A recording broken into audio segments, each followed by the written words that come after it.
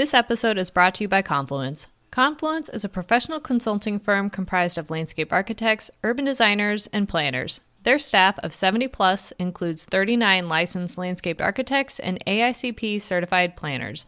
Confluence is comprised of energetic, creative, and passionate people who are involved in making our communities better places to live.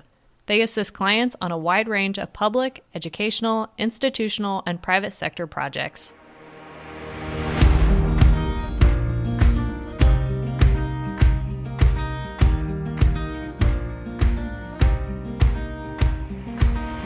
You're listening to the Booked on Planning podcast, a project of the Nebraska chapter of the American Planning Association. In each episode, we dive into how cities function by talking with authors on housing, transportation, and everything in between. Join us as we get booked on planning.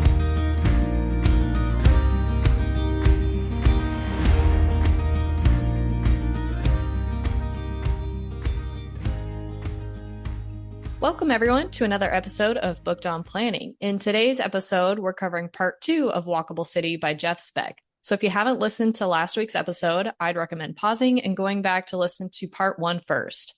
In the continuation of our conversation with Jeff, we really dove into housing and transit policy and how they work together to support and be supported by walkability. When we get into the transit conversation, this is really where Jeff highlights the need to learn from others. He says he knows a little bit about a lot of things, which is what makes a really good planner. We know what issues to flag and when to bring in specialists on topics such as transit planning. Yes, as I was going through his sources index, I actually saw a lot of the books and authors that we've featured on Booked on Planning that Jeff recognizes as experts in their field. I know that reading other perspectives and community successes is one of the ways that I've been able to expand my understanding of planning and its impacts. Yeah, he has a whole section in the updated chapters that were added as part of the 10th anniversary where he highlights many books that we should be reading to broaden our knowledge. And we've covered a lot of them on year 1 and already in year 2. The High Cost of Free Parking, Confessions of a Recovering Engineer, Color of Law was our first episode in season 2.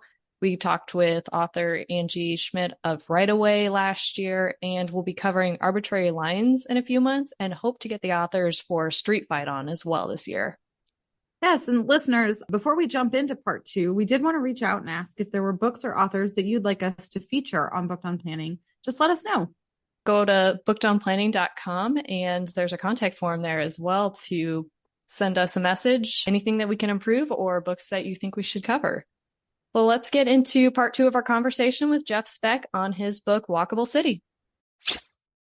So one thing I found interesting on the housing section is that you had pointed out that the blanket approach that we're seeing of just allow more housing anywhere with bills like duplexes in all zoning districts, that we're not approaching the situation in the right way, that we need to be really targeting density in certain areas around transit nodes to support more affordability, because it also gets at issues with climate impacts and supporting more transit use. Can you talk a little bit about what you are seeing today as the best approach to getting density in our cities?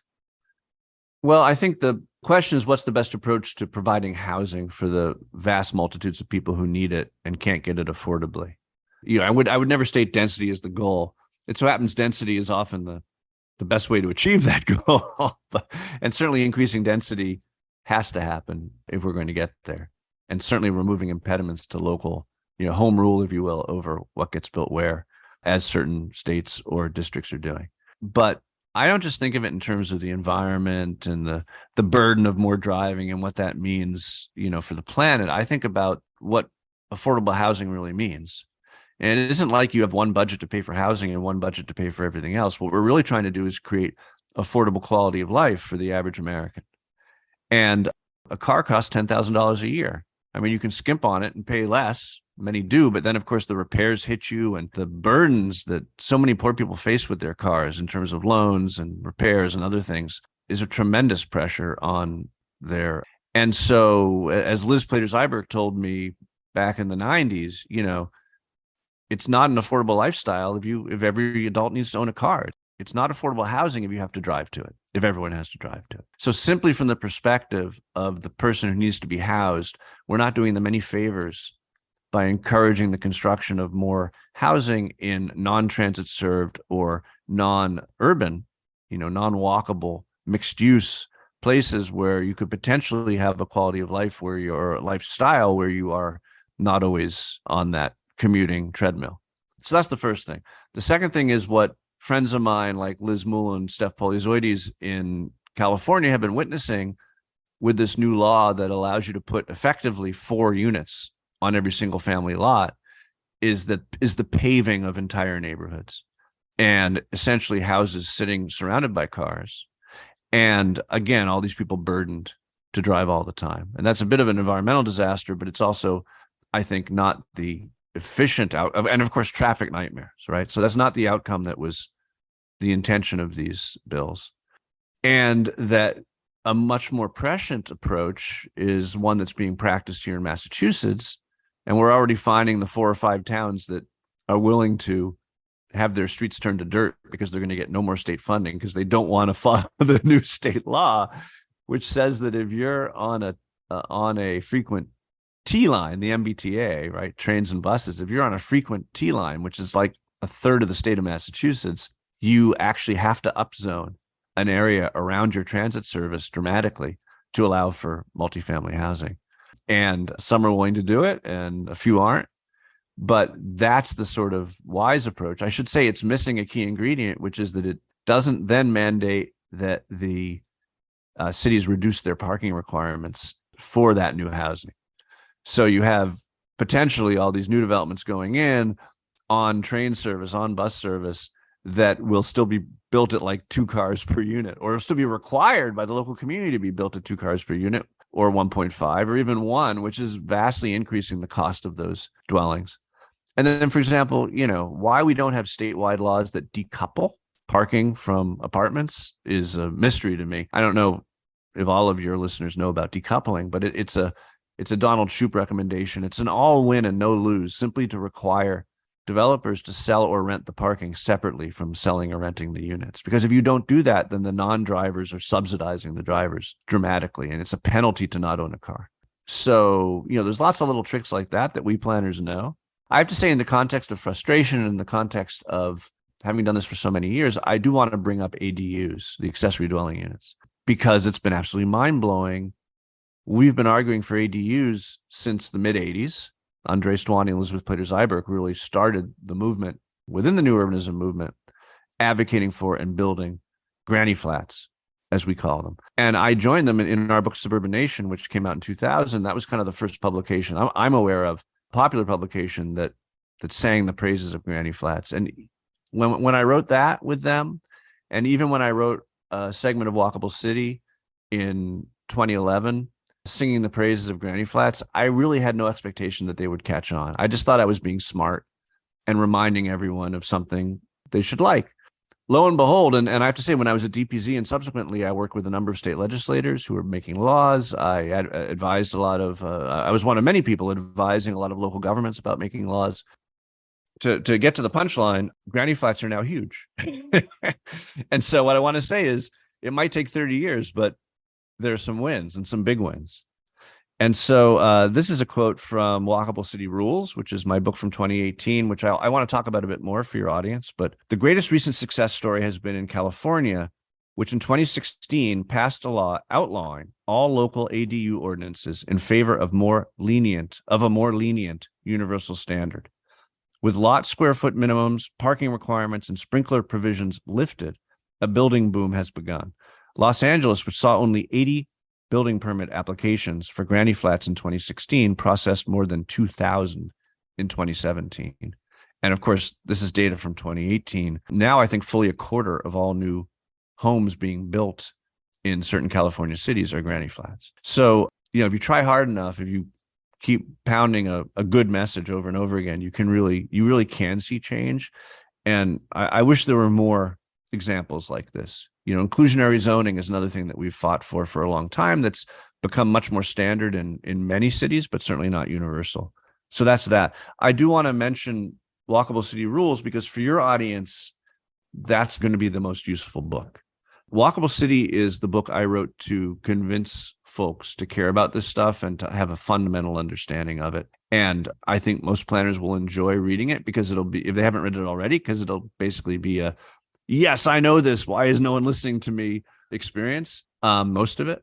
But more to the point, it's the book that a lot of planners I know use to distribute by handfuls to get other folks to come along. So most cities I work in fact, someone has handed out a dozen or 100 of these books, which I love for many reasons. But the book that I wrote for planners and for activists and people who are daily in this space, that has a ton of pictures and images and data and charts and all the stuff you need to get the work done, is called Walkable City Rules.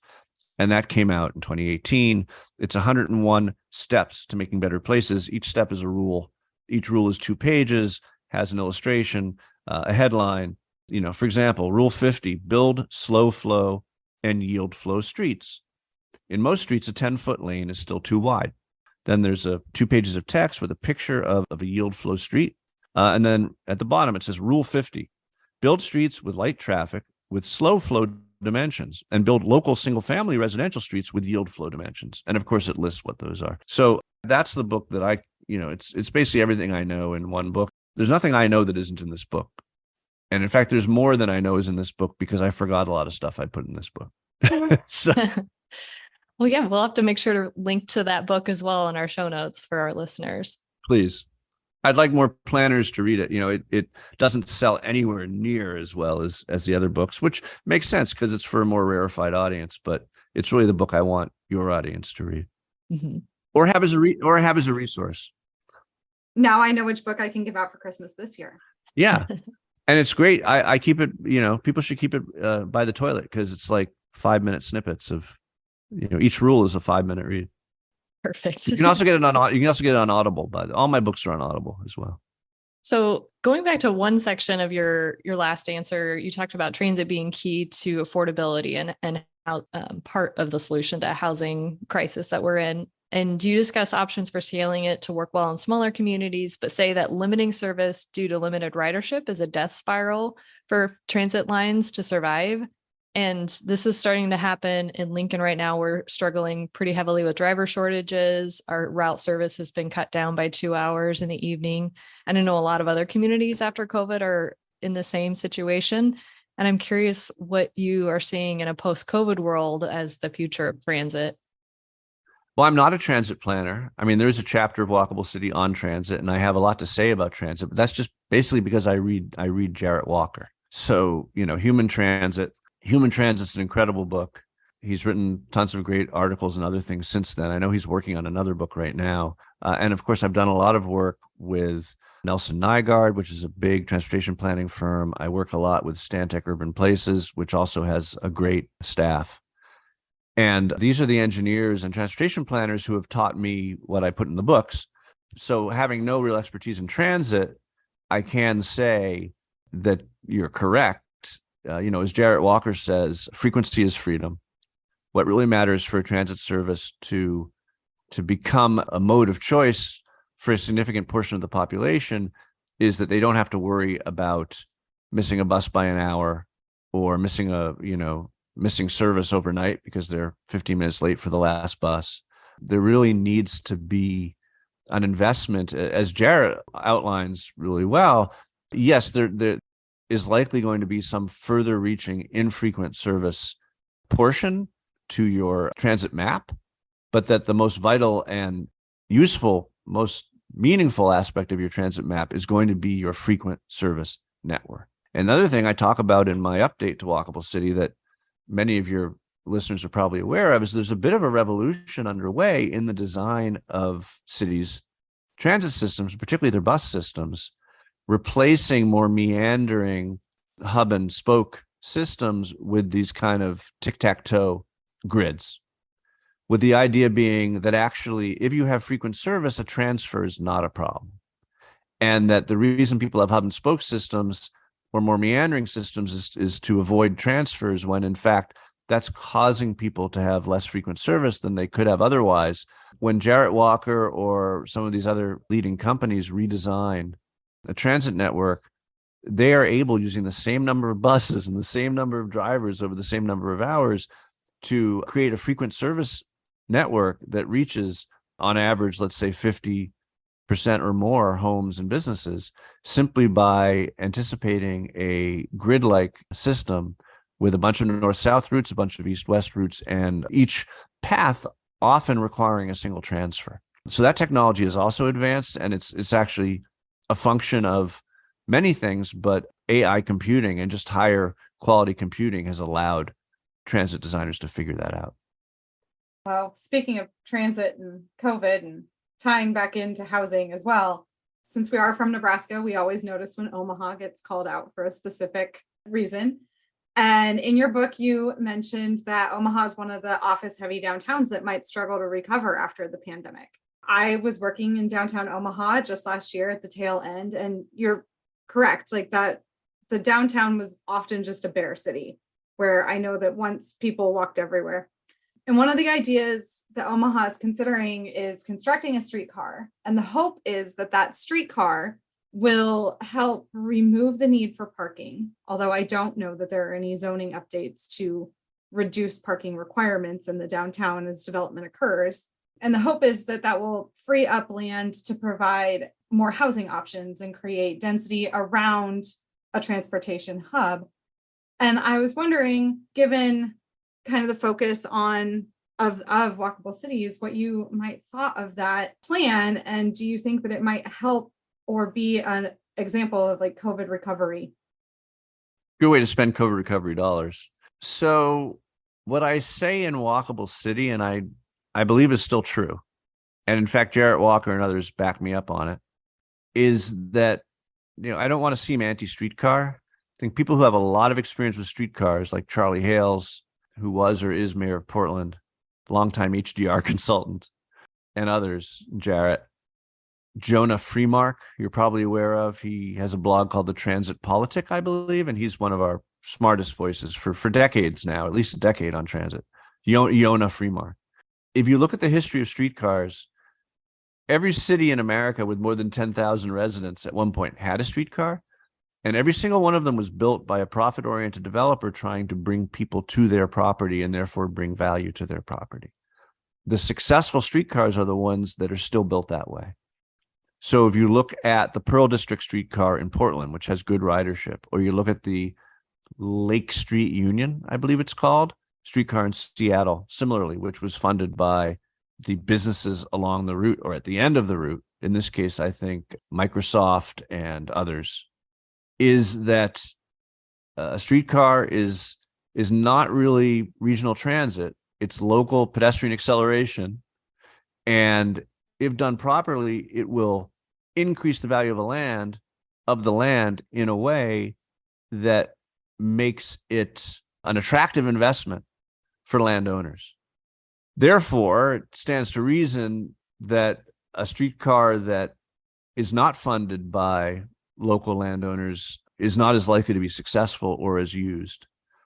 The streetcar that was built in Oklahoma City is part of one of their more recent maps. They have this wonderful municipal funding mechanism called MAPS that they keep re-upping that has caused Oklahoma City to become quite a great downtown. But they made a number of mistakes with that streetcar, one of which was they allowed too many political factors to determine its route as opposed to strictly technical factors and demographic factors. But it wasn't funded by landowners. It was funded by a bond. I presume the one in Lincoln is also going to be publicly funded and not locally landowner funded. Yes, the Omaha one will be. Yeah. Sorry, not Lincoln, Omaha. So that makes me worry about it. I think that the fundamentals that are going to cause people to walk or drive in Omaha are probably not going to be impacted dramatically by that streetcar. What's going to change the fundamentals in Omaha will be the construction of large, dense locations of housing in more walkable places, or perhaps connected to maybe the streetcar could be TOD, right? I'm sorry, it could be DOT, development oriented transit. Maybe the streetcar could become coupled, and maybe it already is, right? Maybe the streetcar plan is being coupled with a massive upzoning or tax increment financing or something else along its path that will encourage tons of construction along it. But like all planners, the number one and number two rules of planning: bring transit to density and bring density to transit. And if you do one without the other, you're not going to have the outcomes that you want. So I can't poo-poo, and I shouldn't poo-poo the Omaha streetcar because I don't know anything about it. But I would say that if the investment, which has the potential to change quality of life in Omaha, is going to, it has to be coupled with a investment in, even a subsidized investment in, providing density and housing along the line. They are connecting it to density, and it is in a transit-oriented zoning designation. So hopefully the development that goes along through it will bring in that housing and develop it through. And the plan that implements it does in fact address affordable housing and housing density. So I just thought it was kind of interesting combination within our state that kind of brought together almost every point you had made in Walkable Cities. Well, the experience that you cite about Omaha, which I do mention, was the experience I had in Des Moines. In my book, which I have in front of me, talking about the impacts of COVID, I have a little segment on the COVID workplace that I'll tell you, I'll do a little reading from. It just says, meanwhile, mid-size and smaller cities are a mixed bag, post-COVID, that is. Those with office-heavy downtowns like Des Moines and Omaha, made expendable by Zoom, are remarkably free of traffic, both in cars and on foot. I recently biked through downtown Des Moines, and this was a summer and a half ago. I biked through downtown Des Moines at rush hour, and the city looked like it had been hit by a neutron bomb. It was heartbreaking. For those of us who labor daily to bring downtowns to life, witnessing the short-term impacts of the coronavirus feels downright, how you pronounce this, Sisyphean. But the recommendation I made for Des Moines, there's a lot of talk about converting office to housing. You have these empty offices, or in Des Moines, partially empty offices. And the problem is, if it's pre-war, probably class B or C housing with 60 to 80 foot floor plates, that's doable. But anyone like me who designs new office buildings will tell you they want 120 feet, and wider is better. And most class A buildings now are 120 feet across, and there's no efficient way to turn that into housing. What I was recommending in Des Moines was that because the parking lots around the office buildings are now underutilized, that they start turning the parking lots into housing. And also there's the amazing complementary load, which is that you can have you can add a ton of residential to an all office environment, or a ton of office to an all residential environment, and add very little parking, because the overlap on the clock is so complementary. So there's that opportunity as well. I would love to see that take place in our downtown. We have so many surface parking lots that could be right for housing, and we're just seeing smaller buildings being demolished instead. Yeah. I did a plan. If you look up Public Square, which is the CNU Public Square, which is the mouthpiece of it's like the newspaper of the CNU, and look up my name and Carmel, Indiana. I just did a plan with my friends at the Principal Group for a massive office park that's all office and surface parking. And we're adding a couple million square feet of housing to it, and retail, and making it a mixed use walkable community in the parking lots, basically. But that's a suburban single use cluster that we're densifying. To wrap us up a little, I was listening to your interview on the Planning Commission podcast earlier this month. That was a fun one. I believe we were making whiskey recommendations, if I'm not mistaken. Yes, they did have a whiskey recommendation. They start every episode. Stephanie, maybe something we should start considering. And one of the things that struck me in your interview in that podcast was that you talked about all of the literature that you've read. And since this is booked on planning, and that's kind of our whole thing, I was hoping that maybe you could give a plug about how important it is to be a broad reader in the planning profession. It's really important to be a broad reader in the planning profession. Thank you. I can elaborate. Planning is one of the few professions that's it's about everything. It's about everything.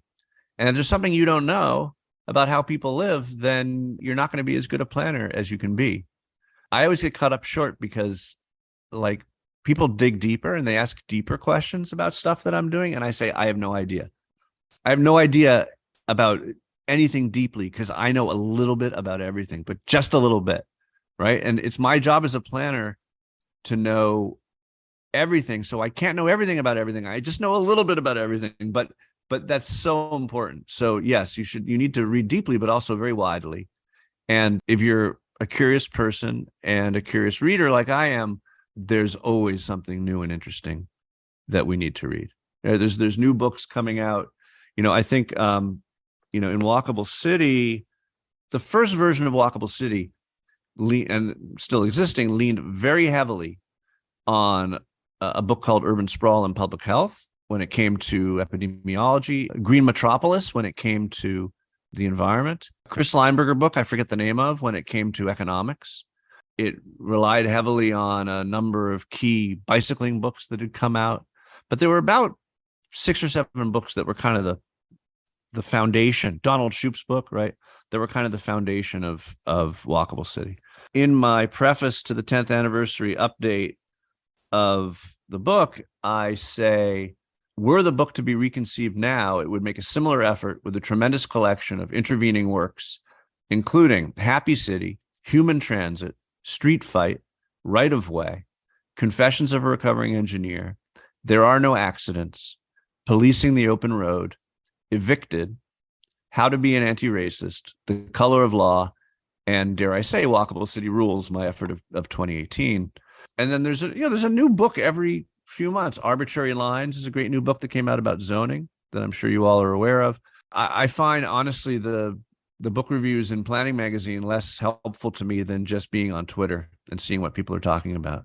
But there's always new stuff that we need to read that is one way or another connected to the work that we're doing. And any way you can do it, right? Listening in the car, whatever it takes. But there's a lot of great stuff out there. And a lot of planners are really good writers. Who knew Donald Shoup, America's parking expert? He's a tremendous writer. There's a lot of now. Jarett Walker, he cheated. He has like a PhD in literature, but there's a lot of great writing out there. And honestly, if you start reading a book and it's not easy to read or fun to read, stop reading it, because there's plenty of great ones that are well written. Because I get those too, right? Everyone who's written a book on planning sends it to me.